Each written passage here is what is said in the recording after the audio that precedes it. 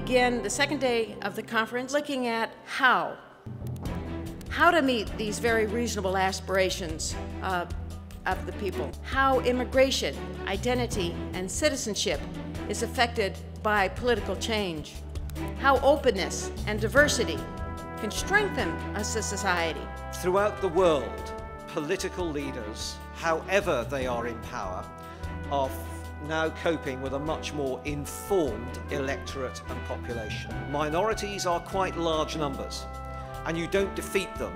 Your task is to accommodate them and to serve them. One of the real needs that we have is to create legislation which will deliver the justice that so many people cry for. In our world, 1 in 3 women will be subjected to domestic violence at some stage in their lives. Ladies and gentlemen, to build the trust between a different ethnic and religious group, it is not at all easy task for the politics and for the political leaders. كل الدراسات تشير أن أوروبا وصلت إلى مرحلة الشيخوخة، لأن فيها الدول كثيرة اعتمدت على ديون وعلى إنفاق أكثر من طاقتها، حملت الدول القوية، وأنا أتكلم هنا بالذات عن ألمانيا، أعباء فوق طاقة هذه الاقتصادات أيضا. الآن نيجي نعكس كل هذا على الوطن العربي. أعتقد أن احنا محرومين تقريبا من كل ما أنا ذكرته، لا معدلات نمو جيدة، نسبة بطالة عالية، ديون في تزايد مستمر. العام الماضي لو قسنا بس بداية 2011 إلى نهاية 2011 الديون الدول 15 دولة عربية زادت بنسبة حوالي 6%. Notre succès et notre stabilité en Europe sont intimement liés à la réussite de nos partenaires. À cet égard, l'Union européenne a placé la politique du commerce au centre de sa stratégie de croissance pour la décennie à venir, la fameuse Agenda Europe 2020.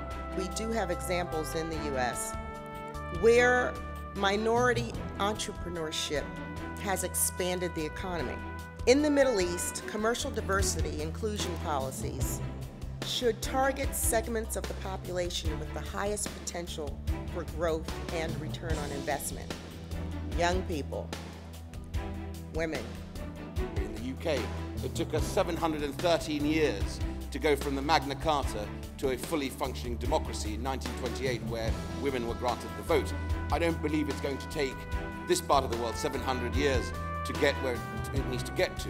ببساطة أنا أقول بأن الحراك الشعبي العربي اللي يدفع باتجاه حقوق الإنسان والحريات بالدرجة الأولى سينشئ بلدان عربية ذات بعد إنساني مهم، وسيؤثر هذا على السياسات الخارجية لهذه الدول. Of course, the respect of religious and ethnic pluralism is a must. It is an essential part of any democratic system. Let us speak clearly. There can be no Arab Spring without respect for minorities. Matching together democracy, dialogue, and development seems to me a most urgent task ahead. It's the question of the ignorance of the West. Well, I mean a very curious combination of hypocritical treatment of Middle Eastern countries, an inability to predict the direction in which they're moving, and an inability to understand the way in which we relate to them today. It is important that we recognize that a one-size-fits-all approach is not adequate to the diversity of the Arab world.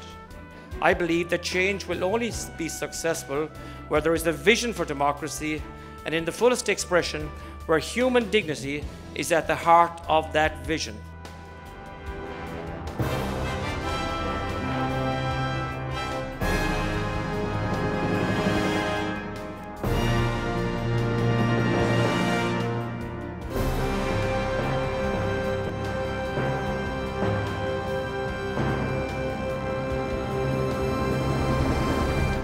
See that the GCC is the only sub-region that did that quantum jump, whereas the other, let's say, sub-regional countries and groups have been orbiting around themselves, basically, going back to the lower region first, then going up, then coming down. So they basically haven't done that great a move. The big changer out there is what nations decide to do about global climate change. Right now, not much is being done either in the US or in the European Union because of the economic situation. Yet many countries in the region did not take advantage. Some of the energy importers struggled with high prices, and some other energy exporters, and I would point to particularly Algeria, Libya, Iran and Iraq, did not take advantage of this very favourable situation because of poor internal policies and because of problems with politics and security. I want to focus on the opinions of young people because they are our present.